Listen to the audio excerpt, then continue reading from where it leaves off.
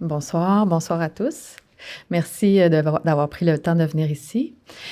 Je suis vraiment honorée, c'est vraiment un honneur pour moi de commencer la série de conférences et d'activités d'interroger l'accès. Merci à Tamar et à Dan, donc de Oboro et de Spectrum pour l'invitation. C'est vraiment une belle occasion. C'est vraiment une très bonne initiative. Moi, je suis très impressionnée et puis ça m'a encouragée à participer. Ce soir, je vais décrire de quelle façon je suis habillée. Je suis habillée en noir. J'ai quelques motifs gris là, sur ma veste. Je vais décrire visuellement s'il y a des personnes qui ont besoin d'avoir ici de la vidéo description. Est-ce que vous pourriez lever vos mains, s'il vous plaît? OK, donc ce ne sera pas nécessaire. Donc, moi, je suis une personne sourde. J'aime beaucoup m'exprimer en langue des signes québécoise. Mais ce soir, je vais faire la conférence en français. Mais donc, la vidéo va être filmée et puis la captation va inclure l'interprétation et l'escu. Bonsoir. Donc, comme l'a annoncé Tamar, je vais parler dans le fond de la recherche que j'ai faite pour le Conseil des arts. Je vais avoir des changements dans la voix parce que j'ai la grippe. Donc, c'est mon état ce soir. C'est la première fois que je présente, dans le fond, cette recherche-là publiquement. Donc, ce sont encore des résultats préliminaires ou peut-être, pour le dire, c'est pour moi encore une œuvre d'art, c'est-à-dire un peu comme une sculpture qui est en devenir. Quand on fait une recherche, on peut toujours approfondir encore davantage les réflexions. C'est comme le vin, tu sais, des fois, il faut aussi que ça prenne le temps. Donc, ce soir, tu sais, je partage, dans le fond, ce qui a émergé jusqu'à maintenant, mais il reste encore, là, tu sais, des petits coups de couteau à donner, là, tu sais, dans la sculpture, tu sais, à peaufiner avec une équipe, tu sais, merveilleuse et très nombreuse.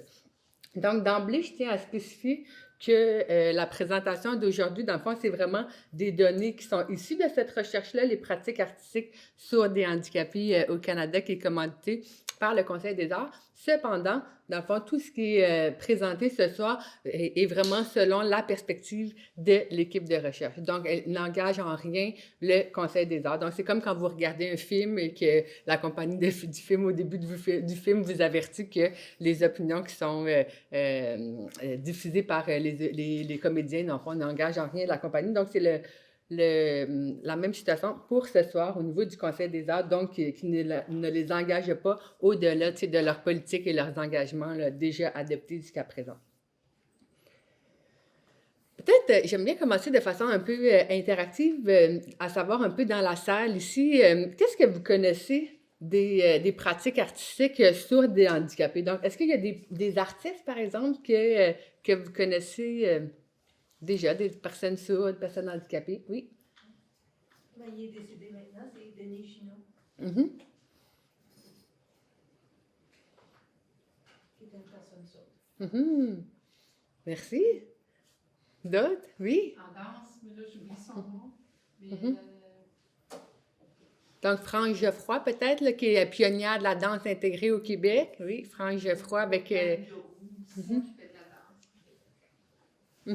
Tout à fait. Oui, Gang de roue, effectivement. D'autres qui vous viennent en tête? Je travaille avec des artistes qui ont des handicaps. Tout à fait. Oui. Donc, les muses hors de la scène. Puis, est-ce que vous avez des exemples de qu'est-ce que vous a marqué de ces artistes-là?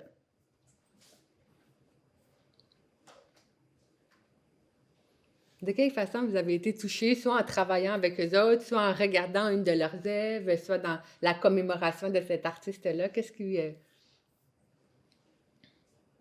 forme d'art tout à fait exceptionnelle, mais c'est-à-dire à découvrir. Donc, une forme d'art à découvrir, peut-être parce qu'elles ne sont pas encore très connues aujourd'hui, malheureusement.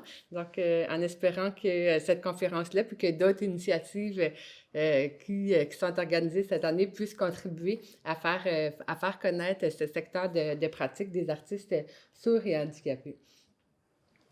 On a travaillé pour cette recherche-là avec une équipe assez impressionnante, donc avec 2 co-chercheurs, Mouloud Boukala et Joël Rouleau, respectivement de l'École des médias ici à l'UQAM et en cinéma à l'Université de Montréal, mais aussi Émilou, Ashley Miskaskik, Caroline Grima, Catherine Théroux, Cynthia Benoît, Daz Sander, Élodie Marcelli, Laurence Parent, Lynn Grenier, Tamar Tembeck, Noah Edelman, Olivier Angrignon-Giroir et Sarah Essa. Donc, beaucoup de gens qui ont contribué à cette recherche-là, qui s'inscrit dans un contexte que je vais résumer très brièvement, là, vraiment à vol d'oiseau. Donc, au Canada, c'est vraiment à la fin des années 50 qu'a été mis sur pied le Conseil des arts du Canada.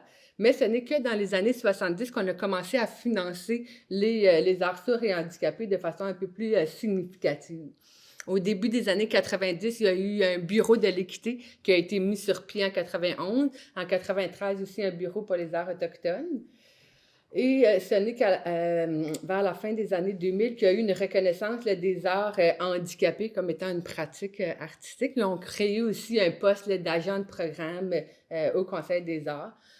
Ensuite, il y a eu un financement qui a été mis sur place pour les organismes d'art, donc les organismes artistiques, avec un programme de support, de développement. Et en 2012, ils ont développé l'art à part entière, qui était leur politique, une stratégie d'accès et d'égalité pour l'avancement des pratiques des artistes handicapés ou sourds. En 2017, on a reconnu, dans le fond, les pratiques artistiques comme étant vraiment un champ de pratiques distinct, existant. Et en 2018, là, c'était pas le Conseil des arts du Canada, mais au Québec, par exemple, en 2018, le Conseil des arts et lettres du Québec a décidé de mettre sur pied un comité aviseur pour leur plan d'action à l'endroit des personnes handicapées. Donc, c'est un plan d'action que les organismes doivent faire. Ils le faisaient à chaque année, mais sans consulter nécessairement les personnes sourdes et handicapées. Donc, ça donne, dans le fond, on voit à travers ce contexte-là que dans les dernières années, il y a un intérêt grandissant, dans le fond, pour les pratiques artistiques sourdes et handicapées et aussi, un intérêt institutionnel à soutenir, dans le fond, les artistes, les organismes, le milieu.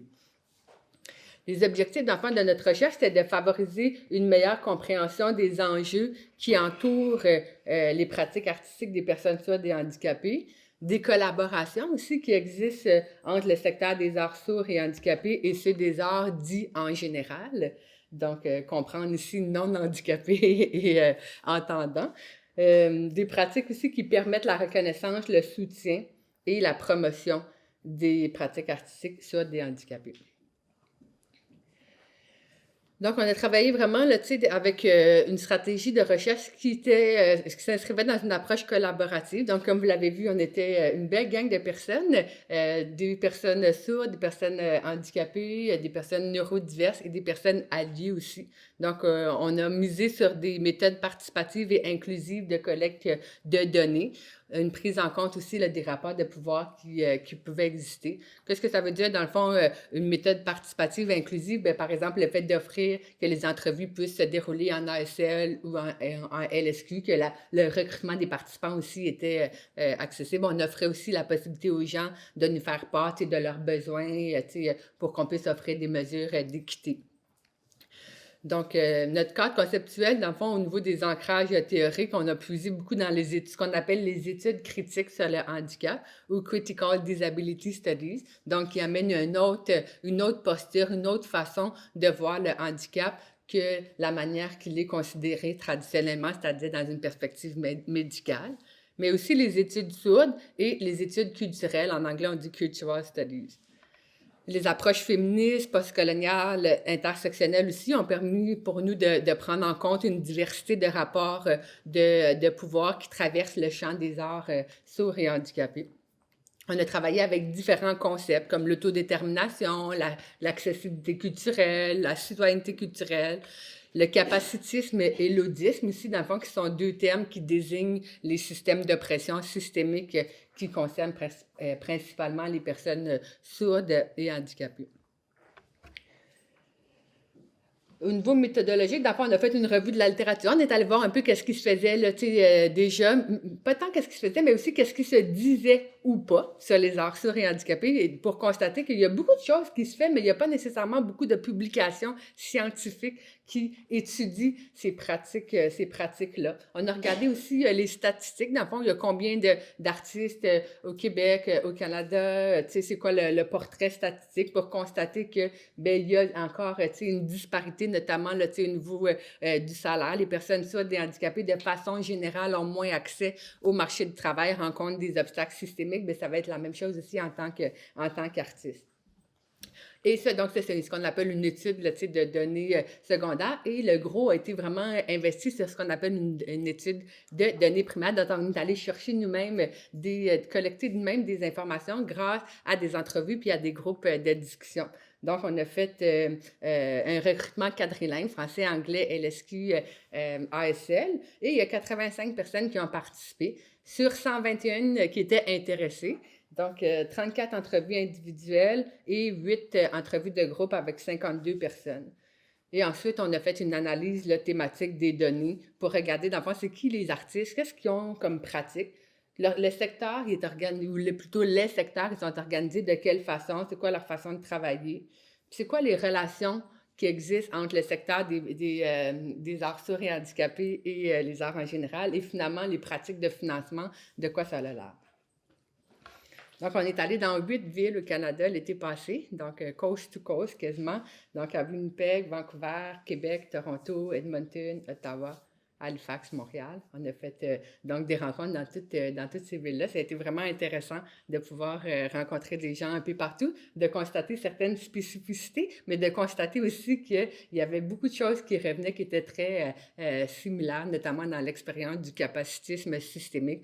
Bien, il est pan-canadien. Donc, on a rencontré des gens qui étaient à la fois handicapés, sourds, mais aussi des personnes qui étaient non handicapées, c'est-à-dire que les entrevues individuelles, on les a fait avec des artistes qui s'identifiaient comme des personnes sourdes ou handicapées, mais les groupes de discussion, on les a fait avec des travailleuses culturelles qui pouvaient pas nécessairement ne pas être handicapés. Donc, c'était des personnes qui travaillent, par exemple, dans le secteur des arts sourds ou handicapés ou dans le secteur des arts en général, mais qui ont un intérêt, par exemple, pour l'accessibilité culturelle. Des personnes, en anglais, on dit « mad », dans le fond, et en français, on le traduit par « folle », et donc, ou des personnes folles, dans le fond, qui réclament, dans le fond, une appartenance à la folie de façon positive. Donc, un peu comme le mot « queer » était une insulte, a été réapproprié, l'insulte « creep » aussi, qui a été réappropriée, je vais en parler tantôt, bien, la même chose pour « mad » a été réappropriée de façon positive. Des personnes neurodiverses et ayant un handicap cognitif. On a eu beaucoup d'anglophones, évidemment, puisqu'on était dans beaucoup de villes au Canada, mais quand même, il y a eu une belle balance là, avec des francophones, des personnes aussi sourdes qui s'expriment en ASL et en LSQ ont participé à la recherche. Beaucoup plus de femmes que d'hommes et des personnes non-binaires également. Beaucoup de personnes blanches, mais quand même 17 personnes racisées, 5 personnes autochtones ont participé à la recherche. Et finalement, aussi une diversité là, de pratiques artistiques, donc que ça soit pour les artistes qui sont peintres, sont vidéastes, mais aussi les organismes, ça pouvait être des musées, ça pouvait être des centres d'artistes. Donc, diversité de statuts aussi, des artistes qui se définissaient comme des artistes professionnels, d'autres qui étaient plutôt en voie de professionnalisation, d'autres qui étaient, comme je disais là, des travailleuses culturelles. Une diversité d'âge. Et finalement, pour les groupes de discussion, les gens ils provenaient au total d'environ une quarantaine d'organismes au Canada. Donc, comme je disais tout à l'heure, c'est une sculpture. Hein? Donc, c'est la première fois que je présente des résultats ce soir. C'est loin d'être figé, terminé. J'ai essayé de mettre dans le temps qui nous est imparti, dans le fond, de mettre peut-être ce qui a apparu comme étant des faits saillants. Donc, une des choses qui ressort, dans le fond, de la recherche, c'est à quel point les artistes sourds et handicapés remettent en question, voire déconstruisent le modèle médical du handicap. dans le fond, qui, peut-être pour ceux et celles qui sont moins familières avec ce modèle-là, dans le fond, le modèle social du handicap met beaucoup l'accent sur la pathologie. Donc, dans le fond, s'il y a handicap, c'est parce que la personne elle a des limitations physiques ou cognitives. Tu sais. Et face à ce modèle-là, ben, il y a eu des personnes sourdes et handicapées qui ont dit, ben, nous, dans le fond, on ne vit pas le handicap comme étant inscrit dans notre corps, on le vit dans l'expérience des barrières qu'on vit dans la société, qu'on rencontre dans la société. Et donc, c'était ce qu'on a appelé le modèle social du handicap. Donc, le handicap, il est créé par les barrières qui existent dans la société.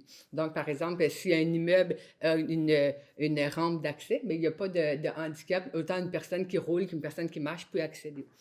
Et donc, de façon même un peu plus poussée, le modèle affirmatif du handicap, d'autres personnes vont parler aussi de modèle socio-subjectif, donc d'utiliser le handicap aussi comme quelque chose de créatif et complexe. Donc, le modèle socio-subjectif va dire, bien, même si on déconstruisait toutes les barrières dans la société, on reste quand même une diversité de personnes. Moi, par exemple, comme personne sourde, j'entendrai jamais les chuchotements sur l'oreiller.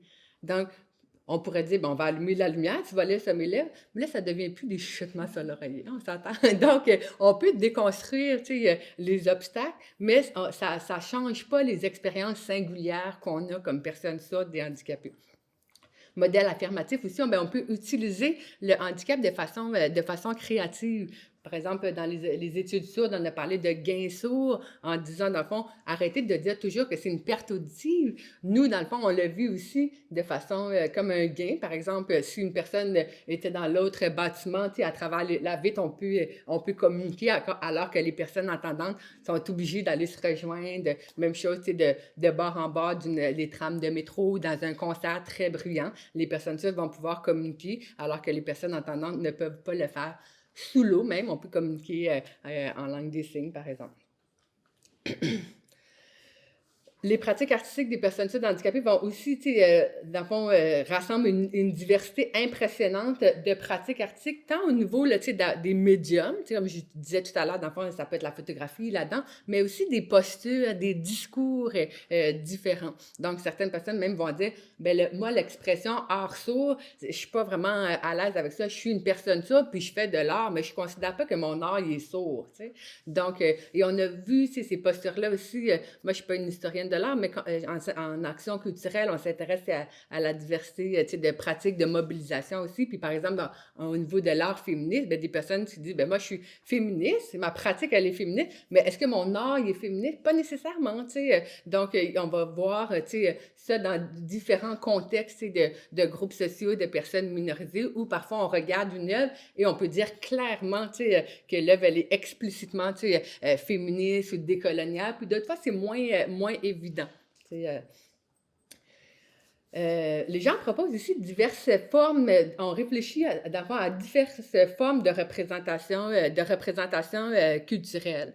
Donc, c'est-à-dire qu'il y a 4 aspects là, distincts mais complémentaires qui ressortent quant aux pratiques des personnes sourdes et handicapées. La première, c'est la question de la visibilité ou non de l'appartenance comme personne sourde ou handicapée. Donc, parfois, il n'y a rien dans la pratique qui laisse présager de l'appartenance. Donc, on ne va pas nécessairement deviner en regardant une toile que la personne qui l'a fait était sourde ou handicapée, ou que telle personne est handicapée en l'écoutant jouer du piano, ou que tel artiste est fou, mad, en regardant ses photographies.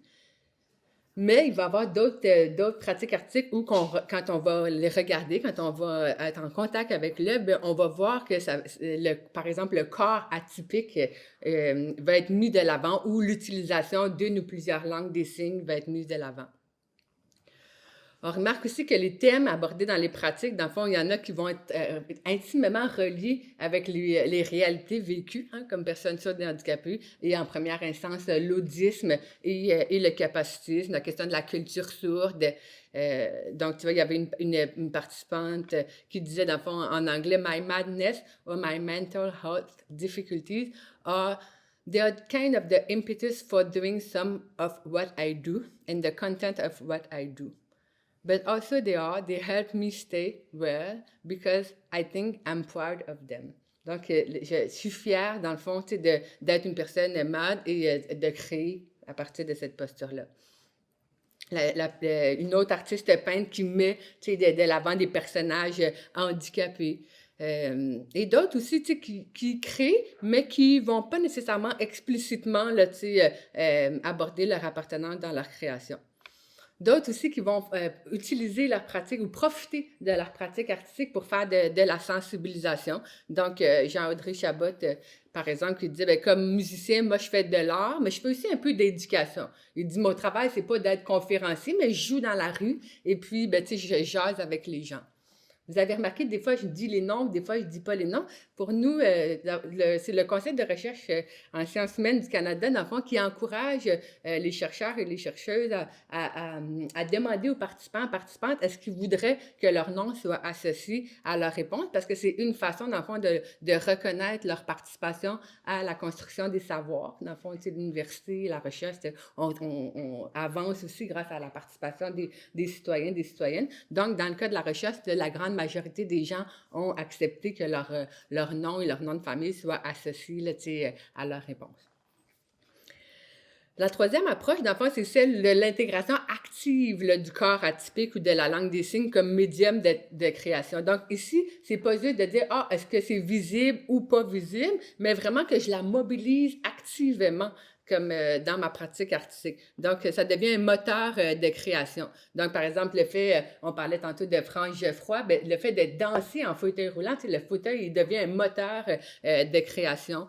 Le fait, par exemple, d'être un modèle nu, de poser comme avec un corps atypique, bien, j'engendre là, un rapport à l'art, à la création aussi, qui permet de centraliser aussi un rapport au corps handicapé de façon nouvelle, peut-être différente que celle auquel on est habitué. Des gens qui utilisent aussi leurs conditions ou leur langue des signes au cœur de leur création. Donc, Catherine Gelda qui disait, ben moi, comme personne sourde, j'aime ça, dans le fond, intégrer des signes, la langue des signes dans mes peintures, puis de le faire de façon créative. Tu sais. Donc, elle parlait, par exemple, d'un papillon, puis donc de jouer avec ça. Tu sais. Donc, le potentiel créatif que les corps et la langue des signes ont. Voilà. Et une autre posture ici qui est celle de la déconstruction culturelle. Dans le fond, il y a une expression en anglais qui s'appelle « creeping the arts », donc, et qui vient de l'insulte « creep ». Donc, « creep », c'était une insulte qui était faite aux personnes handicapées. Et donc, dans le même élan que pour les personnes queer qui se sont réappropriées cette insulte-là, les personnes handicapées se sont réappropriées l'insulte « creep » en disant, dans le fond, on n'est pas honteux ou honteuse, c'est d'être des personnes handicapées. Au contraire, on est fiers de notre appartenance et on est rebelle aussi, on condamne votre capacitisme, tout comme on a condamné l'hétéronormativité ou le patriarcat.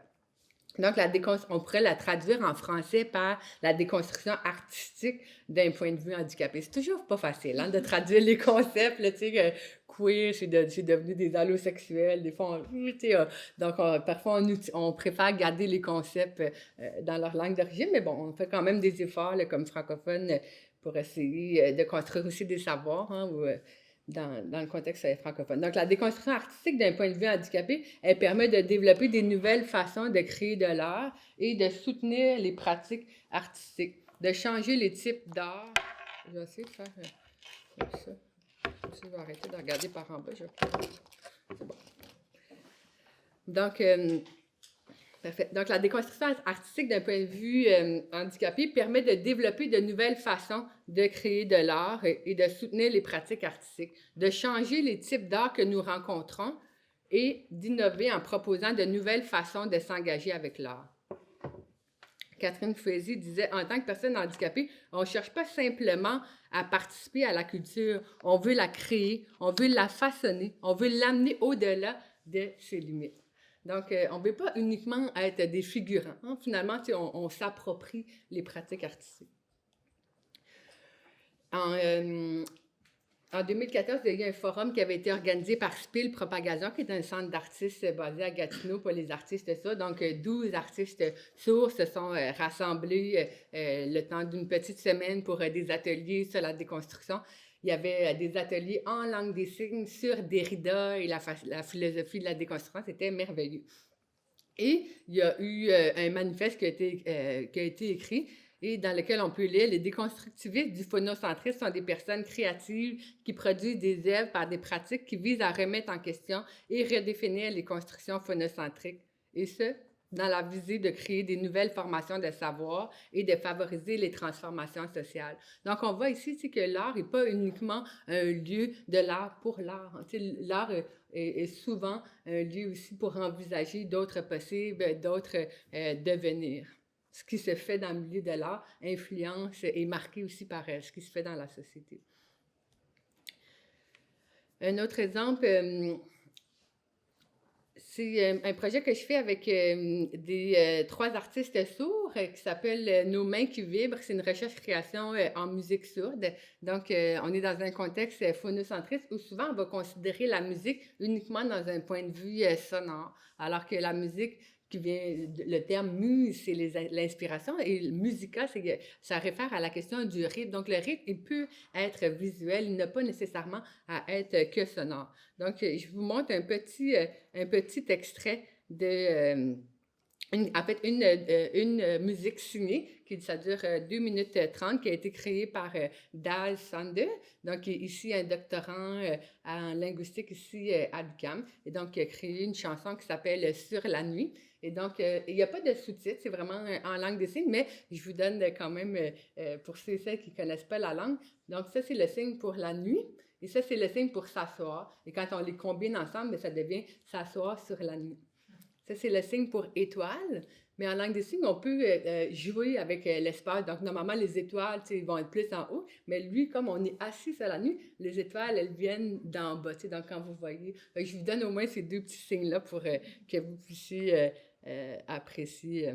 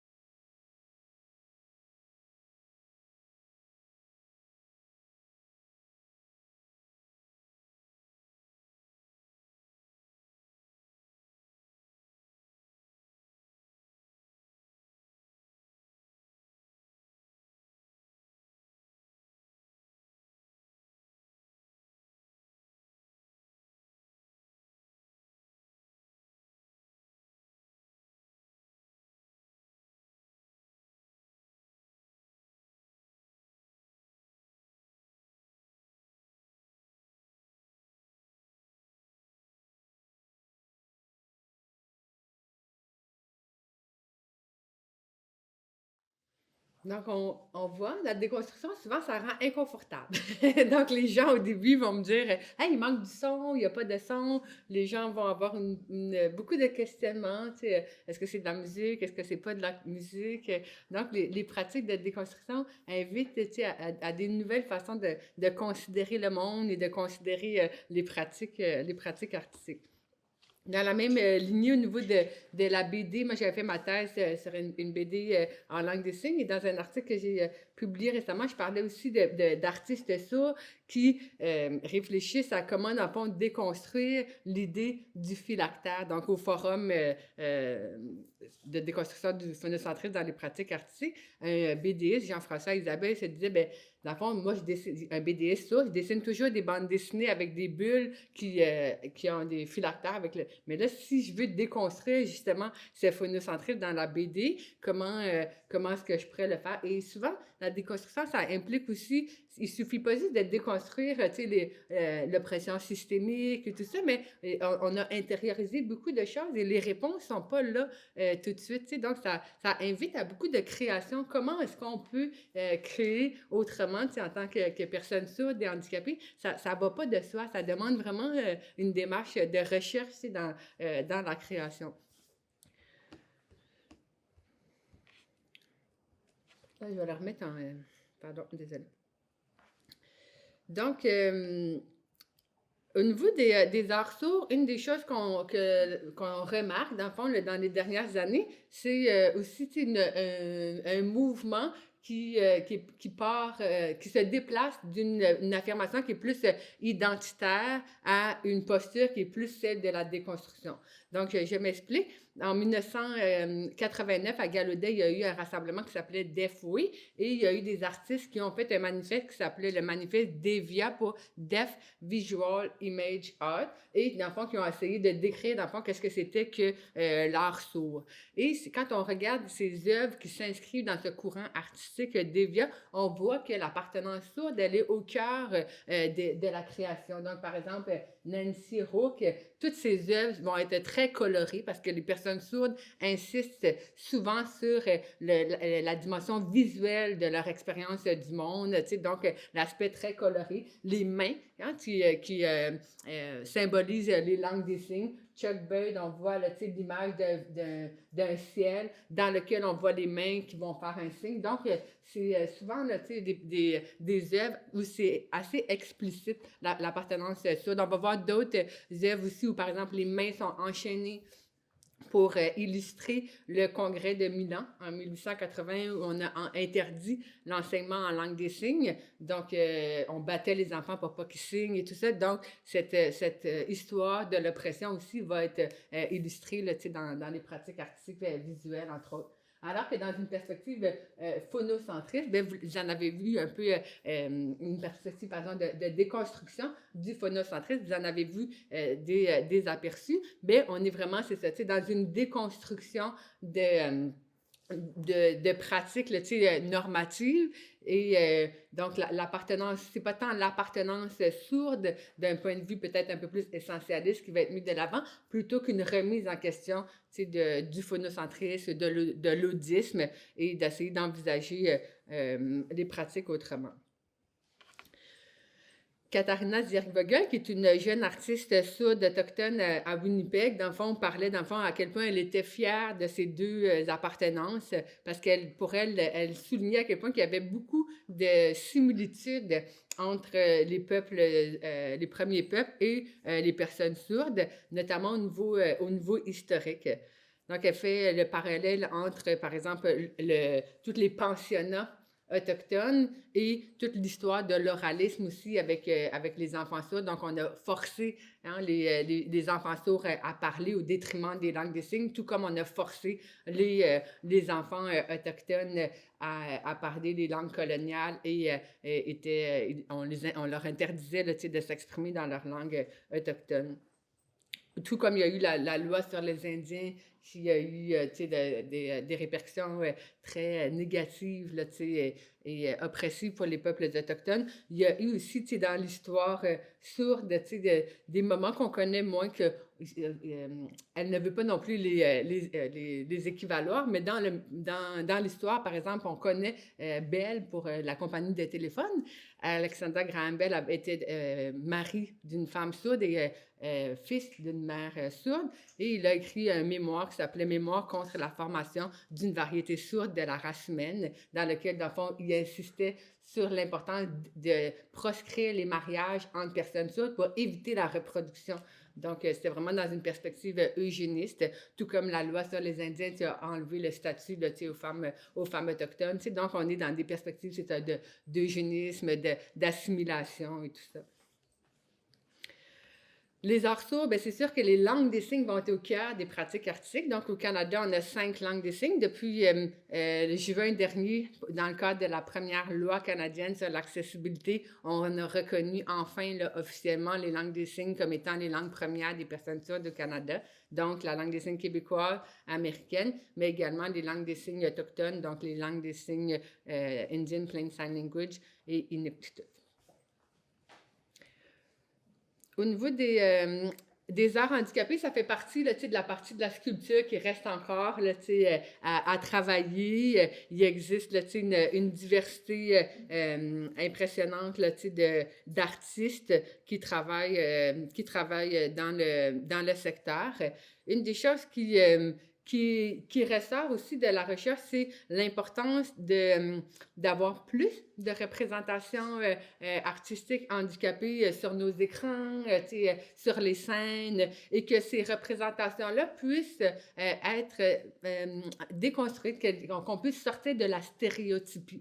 Souvent, quand on voit des personnes handicapées à l'écran, c'est souvent dans des rôles un peu misérabilistes. La personne va être présentée comme étant vivant de l'isolement ou de la dépression, ou comme étant fortement limitée par sa condition et tout ça. Donc, c'est des représentations qui découlent finalement du modèle médical qu'on a vu tantôt. Et les personnes interrogées bien, aspirent justement à ce qu'on puisse présenter les appartenances handicapées de façon plus affirmative, positive. Pas pour dire... L'idée non plus, c'est pas de faire comme si de rien n'était et comme si ça change rien d'être une personne handicapée. Bien sûr qu'on vit de l'oppression, qu'on vit nos peines, qu'on vit des difficultés, mais il y a tellement pas juste ça, puis de pouvoir montrer ça, c'est important. Maxime Despomerleau, qu'on a pu voir là, dans la pièce Guérilla de l'ordinaire, qui était une pièce féministe là, de Marie-Ève Mulot et Marie-Claude Saint-Laurent au théâtre d'aujourd'hui récemment. Elle disait, dans le fond, médiatiquement, ça va être difficile de parler de la pratique artistique parce qu'on axe toujours sur ton histoire personnelle puis ton diagnostic. C'est ta maladie, ta condition. Puis on pense que tout d'un coup, là, tu vas oublier ton handicap parce que tu crées. Elle dit c'est difficile d'arriver juste à parler de ce qu'on fait puis d'arriver à faire reconnaître ce qu'on fait. Donc, les médias aussi vont avoir un rôle à jouer dans l'univers des pratiques artistiques, c'est-à-dire que quand il y a une pièce de théâtre qui sort, une série télé, donc les médias vont en parler. Et la façon dont ils vont en parler, bien, ça va teinter aussi la réception de l'œuvre, le cadrage de l'œuvre. Donc, même si une pièce, là, justement, fait les choses un peu différemment, si les médias reprennent encore un discours qui est très pathologisant ou limitant, ou parfois qui est super héroïsant, si je peux dire, c'est-à-dire vont mettre beaucoup l'accent sur le fait à quel point on est extraordinaire. Donc, c'est souvent soit on est comme en dessous d'être humain, là, on nous prend beaucoup en pitié, ou soit là, on est des super-héros, mais jamais des êtres humains, des artistes qui avons des pratiques artistiques desquelles on a envie de parler, de partager, sans forcément que l'appartenance handicapée soit toujours là, présentée, je dirais, de façon ostentatoire. Là, donc, voilà. Au niveau des arts fous et neurodivers, donc peut-être une chose qui est importante de mentionner, c'est que le terme handicap, dans le fond, n'est pas un terme qui est adopté par tout le monde. Donc, les personnes sourdes, par exemple, vont se distinguer des personnes handicapées en disant, bien, nous, dans le fond, on est... des personnes qui avons une langue des signes, qui avons une culture sourde. Dans le fond, c'est les seules personnes handicapées qui ont une langue. Même chose pour les personnes malades, folles ou neurodiverses, vont dire, nous, on ne se considère pas nécessairement comme des personnes handicapées. Donc, il va y avoir plusieurs postures qui vont exister.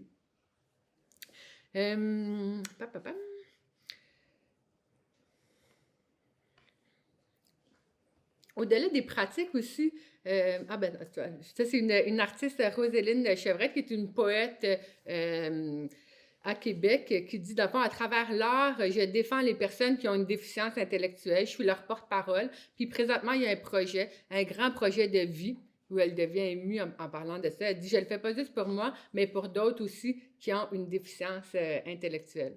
En ce moment, il y a une petite vidéo qui circule sur Internet, peut-être que vous l'avez vue, c'est Your Limitation, Not Mine, donc vos limitations, pas les miennes. Et c'est une vidéo dans laquelle un médecin annonce un diagnostic de trisomie 21 et décline, dans le fond, toutes les idées qu'on a sur ces personnes-là. Et le montage alterne avec des personnes trisomiques qui diplôment, qui sont propriétaires d'entreprises, qui chantent.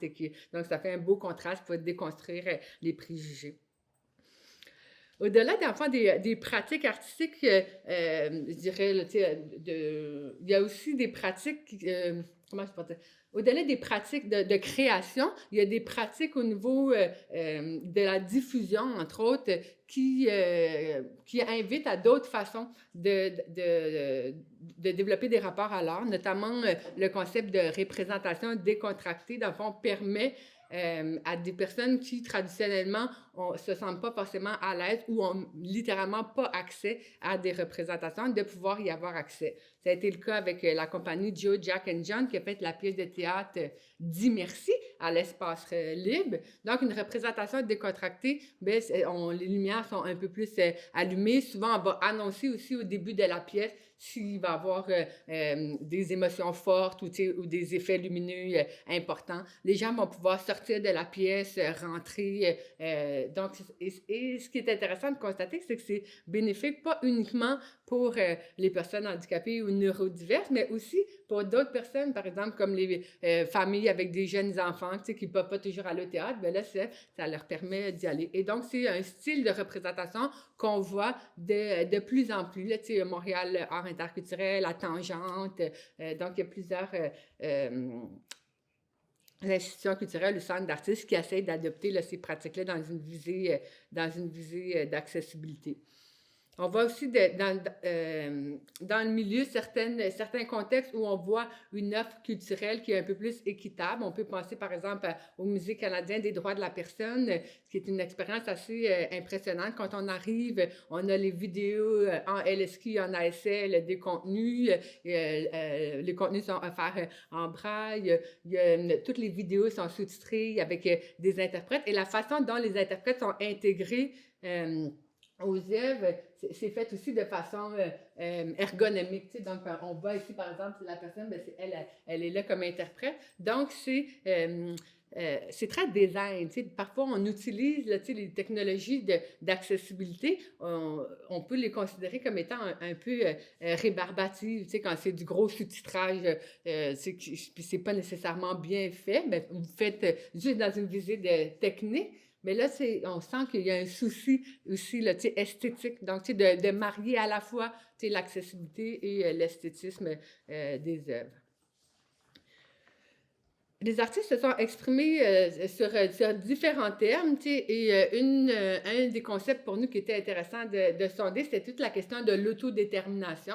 Donc, comment, dans le fond, les pratiques artistiques contribuent finalement à l'autodétermination des personnes soit handicapées, particulièrement quand elles sont intimement et activement impliquées dans ces pratiques-là, quand elles sont au cœur des décisions qui sont prises, des décisions artistiques ou des décisions au niveau exécutif, bien, ça contribue à leur autodétermination en tant que personne citoyenne dans la société.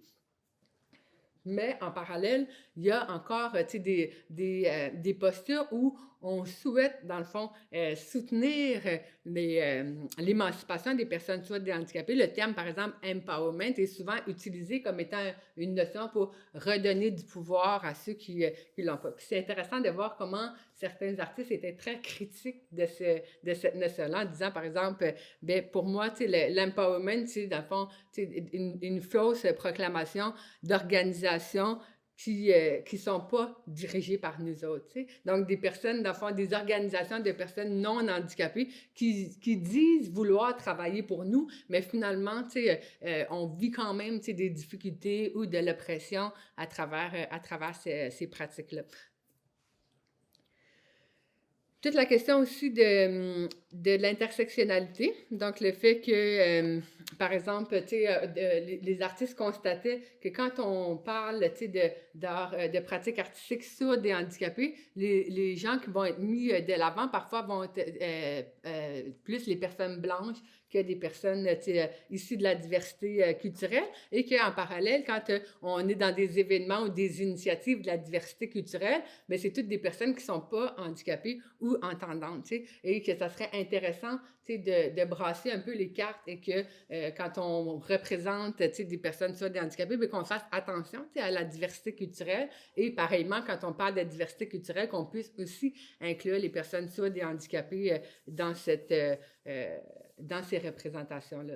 On voit à l'écran une citation de Audre Lorde qui dit, dans le fond, il ne peut pas y avoir de lutte unitaire parce que nos vies ne sont jamais qu'une seule lutte. On est des êtres humains complexes. Donc, c'est une belle façon de rendre compte de cette intersectionnalité-là. Donc, il y a eu beaucoup de réflexions sur qu'est-ce que ça veut dire être dans une société où on met de l'avant des pratiques de culture inclusive. Donc, l'idée n'étant pas uniquement d'avoir une culture dominante là, qui va inclure des gens, justement, en les soutenant par des pratiques d'empowerment, mais vraiment une inclusion au sens de faire éclater les barrières et que les gens puissent s'émanciper, avoir des pratiques autodéterminées. Beaucoup de réflexions sur la question des représentations culturelles ont pris place dans le cadre de la recherche. Stuart Hall, qui est une grande figure des études culturelles, il disait les industries culturelles ont le pouvoir de réélaborer et de refaçonner ce qu'elles représentent. Et à force de répétition et de sélection, d'imposer et d'implanter des définitions de nous-mêmes qui correspondent plus facilement aux descriptions de la culture dominante. Les représentations culturelles des personnes handicapées sont constitutives donc de ce qu'on peut imaginer comme étant de l'ordre du possible et de l'intelligible.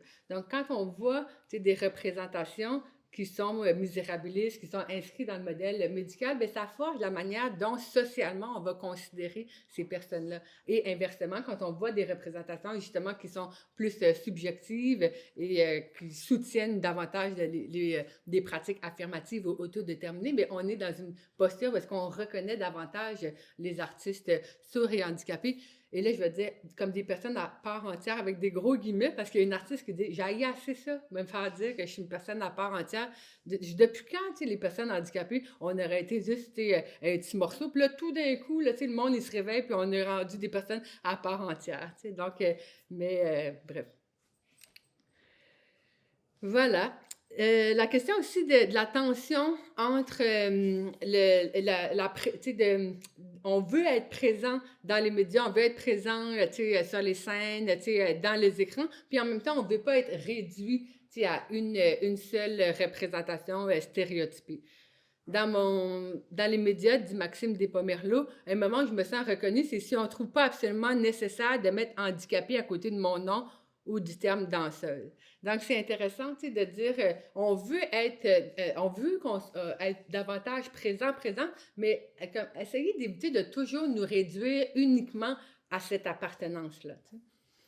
Ça serait le fun, dit Alexandre Valran, qui est un comédien, de voir du nouveau monde, pas juste les mêmes visages, mais l'idée qu'un handicapé puisse faire partie de la famille aussi, Donc, Adam, Diversité Artistique Montréal, ont fait une consultation récemment, tu sais, sur le racisme systémique dans le milieu des arts et de la culture.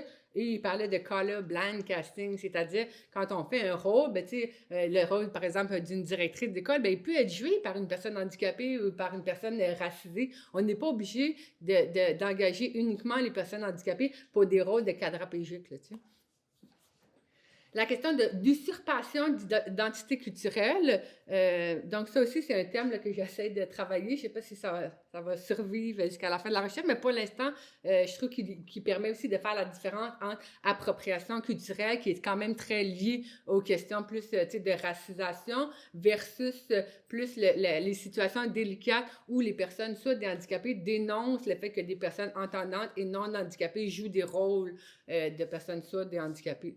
Donc, Dan Youssouf, par exemple, va signer en LSQ, va dire « Les vedettes volent ma langue, ma culture. Il y a un respect de base de notre culture et de notre langue qui devrait être fait, notamment en engageant des personnes sourdes pour jouer ces rôles-là. » Mais malheureusement, par exemple, pour l'instant, tu vois, avec l'Union des artistes, c'est pas possible de faire une recherche avec l'appartenance handicapée ou sourde, alors qu'on peut le faire avec d'autres critères.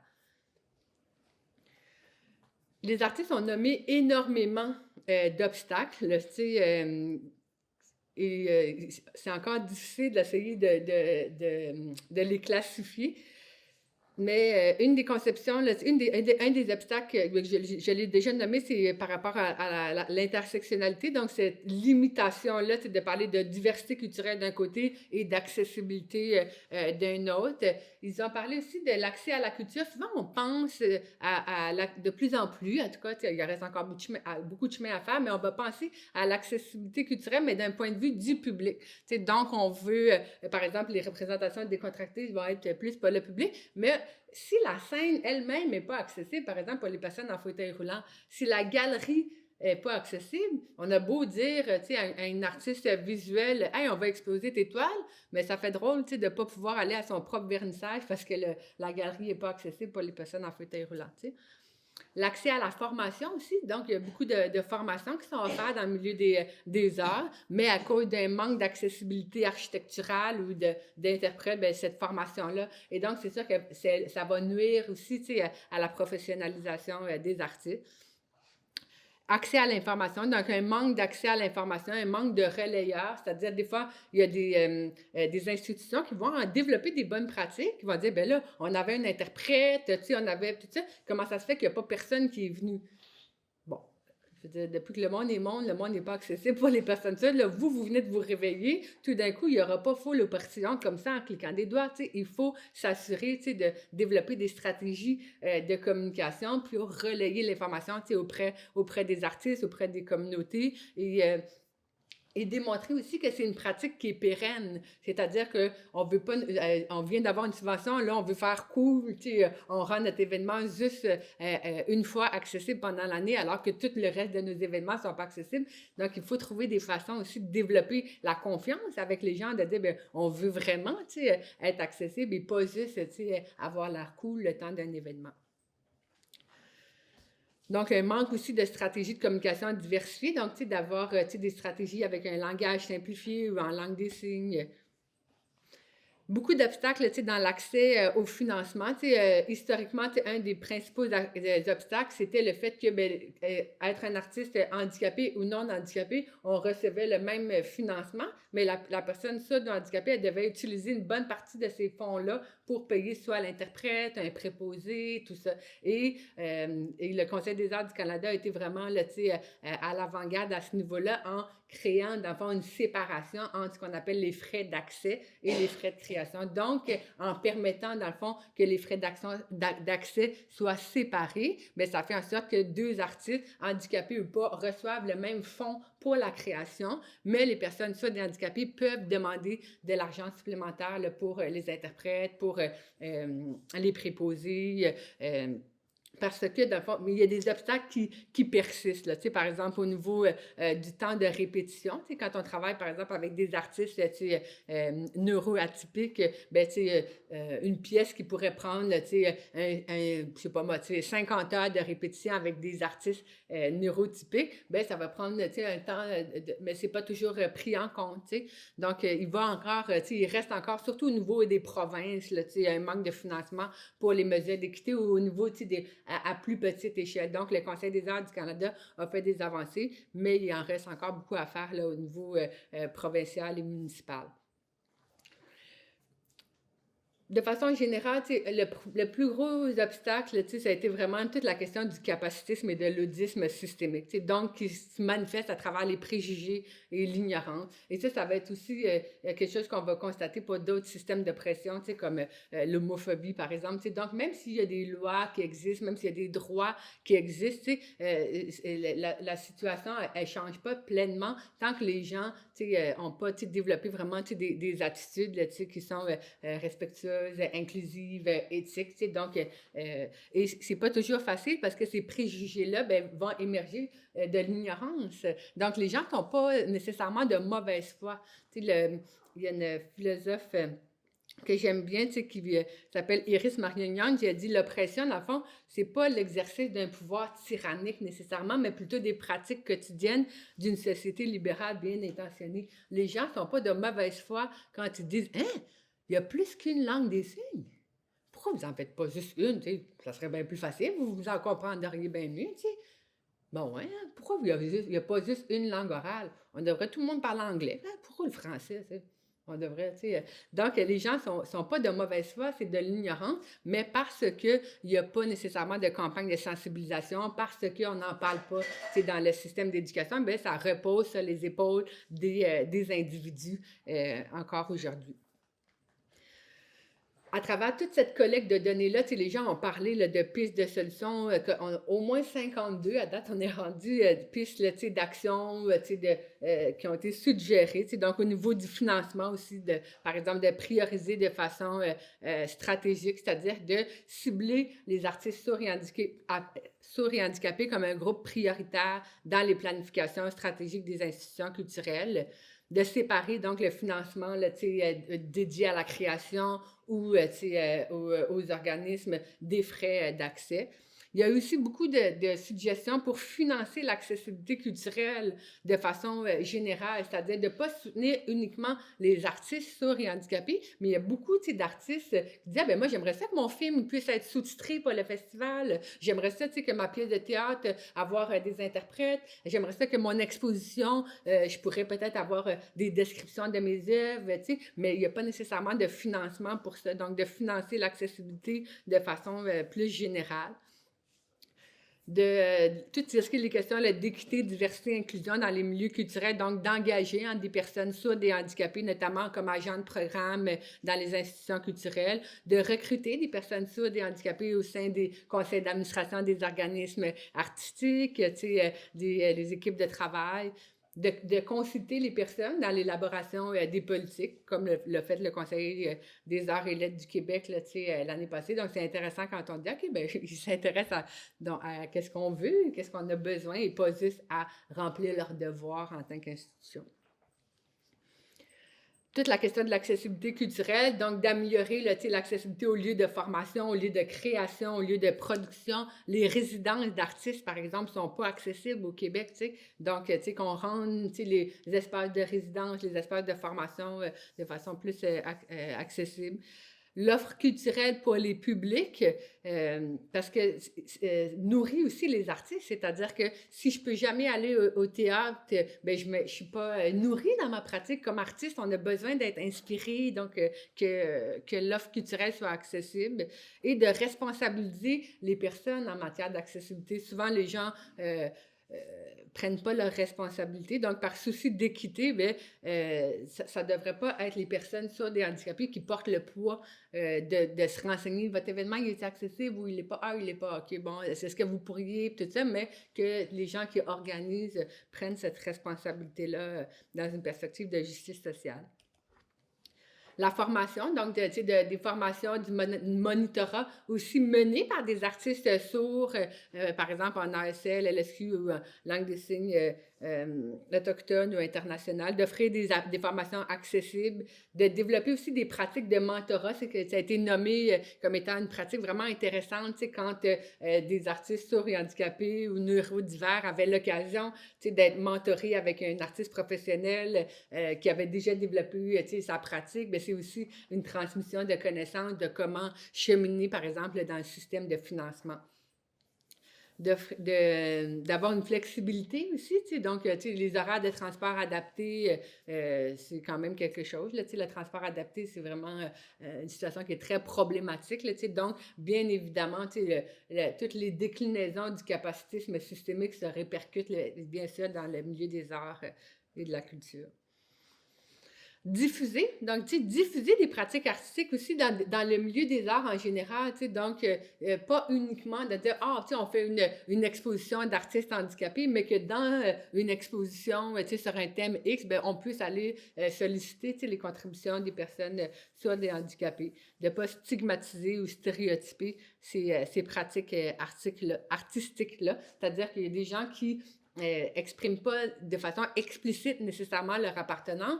Et des fois, ça peut être un peu lourd de sentir que faut qu'on réponde aux quotas. C'est-à-dire que des fois, on pourrait peut-être répondre aux quotas sur le papier, mais si en plus, il faut absolument que notre art soit explicitement sourd, là, avec des mains, puis explicitement handicapé, c'est que ça devient limitant là, au niveau de la création artistique. Donc, comme on disait tantôt, on veut plus de représentation et moins de stéréotypes. Vraiment de faire éclater là, les catégories.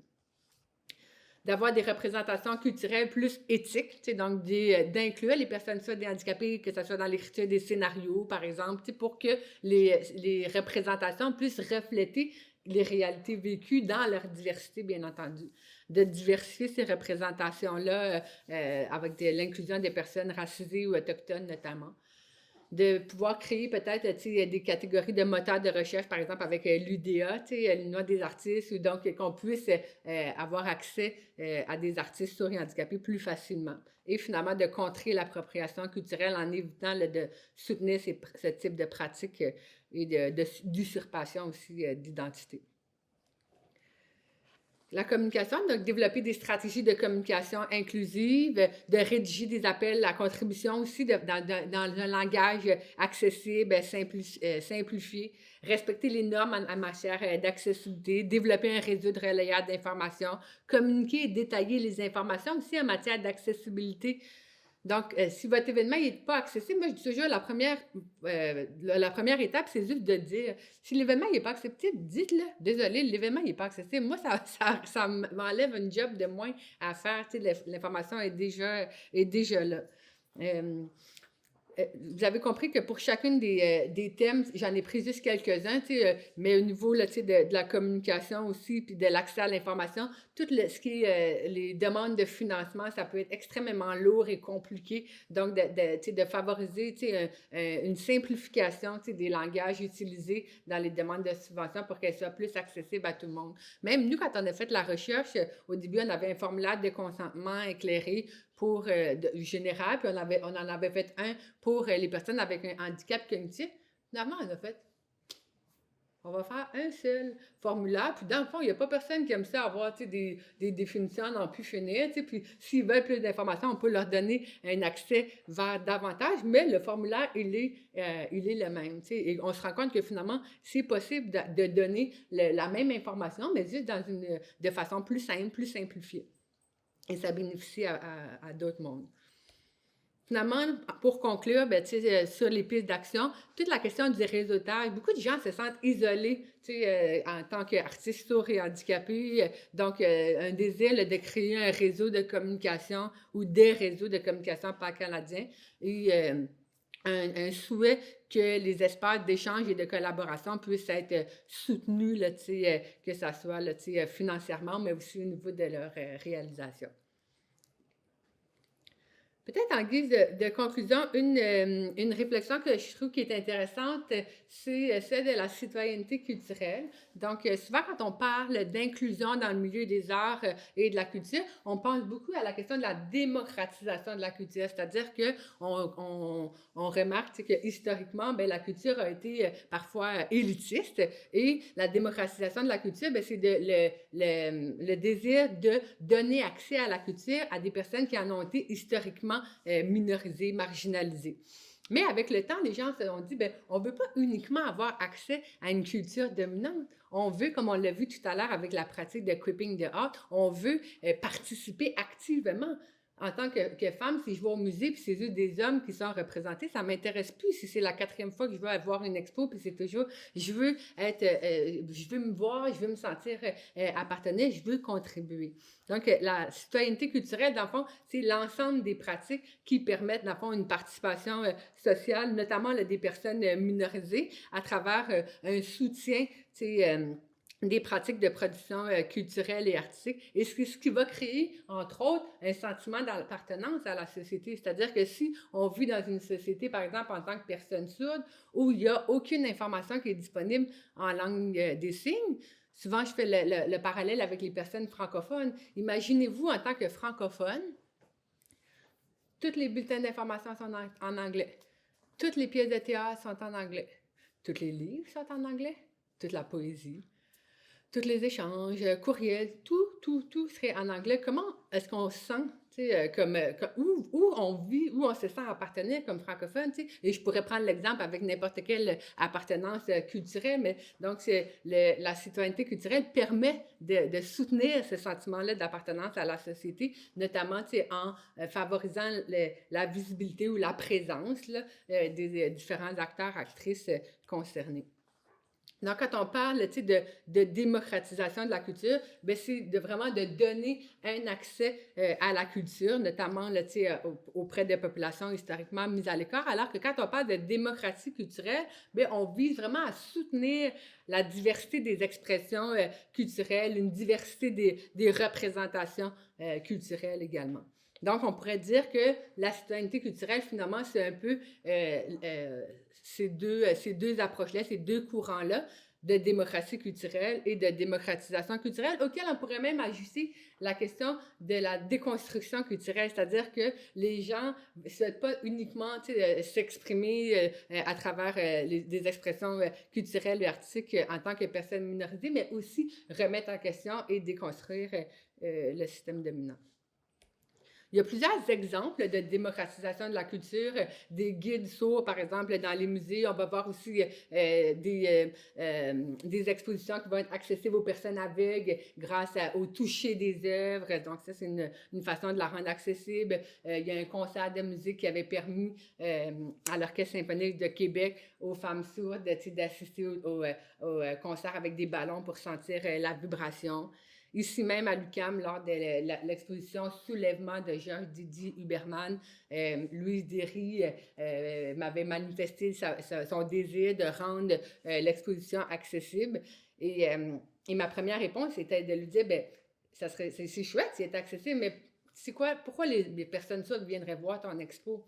Si c'est juste des personnes entendantes, si c'est juste l'histoire des personnes. Donc, elle a fait un effort, elle a demandé à Georges Didier Huberman, oui, mais là, on faudrait peut-être inclure une œuvre qui parle de l'histoire sourde. Donc, il y a une œuvre qui a été intégrée, qui est une œuvre en langue des signes américaine. Et l'ensemble des vignettes des œuvres a été traduite en langue des signes québécoise. Donc, à l'entrée, il y avait un iPad qui était remis aux visiteurs qui pouvaient accéder donc à la description des œuvres en langue des signes québécoise. Des exemples de démocratie culturelle, à l'Écomusée du Fermont, il y a eu une première exposition au Québec qui s'appelait « Le peuple de l'œil » où toutes les descriptions des œuvres étaient en langue des signes québécoise ou américaine. Donc, ça renversait, quand on parle de déconstruction, on renverse les rapports de pouvoir. Et si tu connais pas la langue des signes, ben là, c'est à toi d'aller chercher ton accommodement à l'entrée et d'aller chercher le guide avec les textes en français ou en anglais. Mais les œuvres, elles sont décrites là, en LSQ et en ASL. Donc, c'était une exposition sur 160 ans d'histoire de la communauté sourde et avec plusieurs plusieurs documents d'archives et également là, des œuvres artistiques qui étaient présentées.